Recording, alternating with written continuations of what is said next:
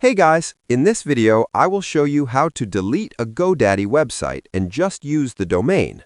Alright, let's begin. First, log into your GoDaddy account and open the dashboard. You will usually land on the Products page.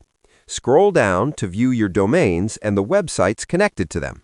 If your domain is linked to a GoDaddy website that you no longer want, go to the Websites and Marketing section and click Manage. At this point, the goal is to completely remove the website and unlink the domain so it can be used elsewhere. The easiest way to do this is by using GoDaddy's built-in AI assistant.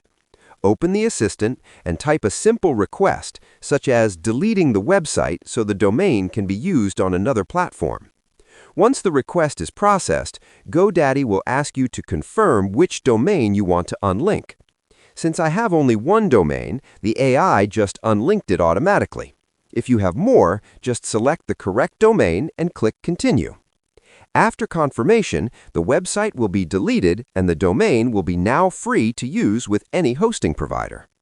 So that's basically how you can delete a GoDaddy website and just use the domain. That's it for this video. Thanks.